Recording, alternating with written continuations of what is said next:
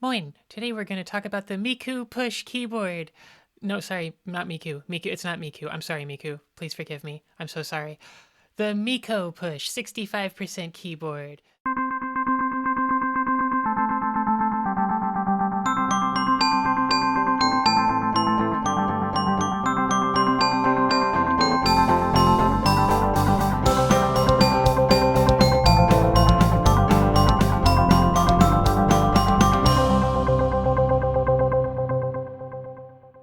This is the Meko Push 65% keyboard. It has the most epic gamer RGB that's ever gamer RGB'd ever in the whole world. And I really wanted to show you all of the settings, but there's seriously so many settings. I mean, if you like RGB, then like good, but like there's just absolutely too many RGBs going on here. I do like it. It's awesome, but to be honest, I leave it only on one setting the whole time, and when I'm gaming, I'm not actually looking at it, but it sure is pretty. It has 1, 2, 3, 4, 5 different USB presets so that you can run your Windows side, your Linux side, your MacBook, and your tablet, and your cell phone, I guess?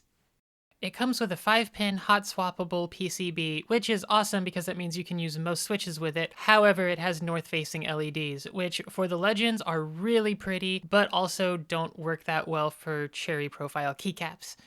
I chose to get the Gateron Yellows, which are a pretty awesome linear switch.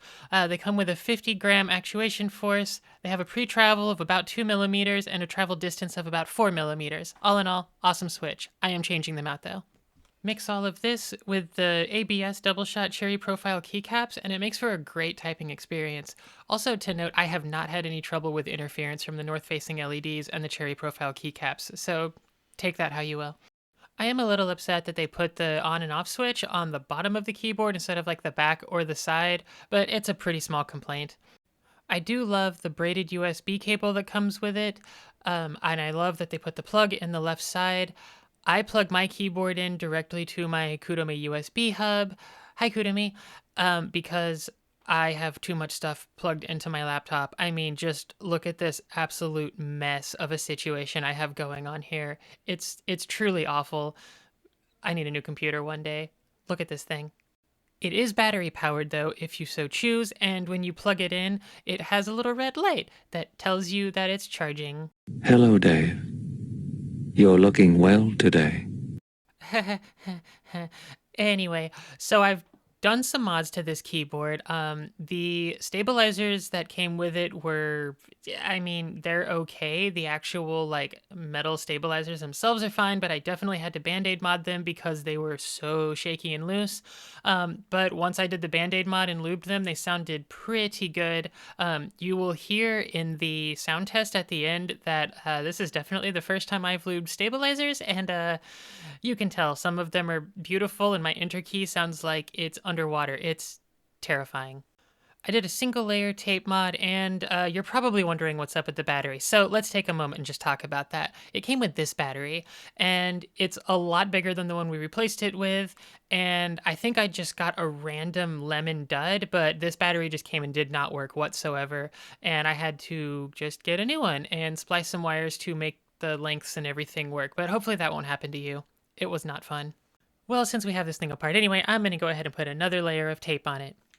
If you don't know, the whole point of a tape mod is to dampen the sound and make it a little bit quieter.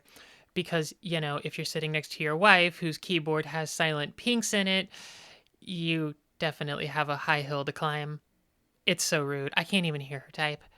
And the moment of truth. Does it turn back on? Please turn back on. Oh, it does. Yay! Look at the RGB. Woo! So as I stated before, I did the Band-Aid mod on the stabilizers because they came super, super loose. And it really helped tighten everything up.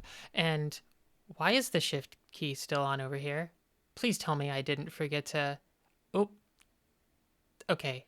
Is there some reason that I did not lube these stabilizers or do the Band-Aid mod? And then I did these over here, but I didn't do that one. I did this, but I didn't do this. Why? Well, this side's beautiful anyway. Look how tight that key is. Ooh, that one too. Oh, so good. And your favorite part, pricing time. This keyboard comes $79. And here's all of the switches that it comes with. I don't know why my drop down didn't work in my screen capture, but you can see here all of the different switches that it comes with. A couple of them put on a little bit of extra money, but they're all pretty cheap. Honestly, the silent pinks though, perfect. So good. If you want a quiet keyboard, get the silent pinks. It also comes in black, which is a little bit cheaper for some reason. But it also comes in all of these different versions. So if you want to just get it bare bones and put in your own keys and put on your own keycaps, you can do that too. All in all, I think this makes for a great entry-level mechanical keyboard for people trying to just get into the hobby. And now the moment you've all been waiting for, the sound test! Woo!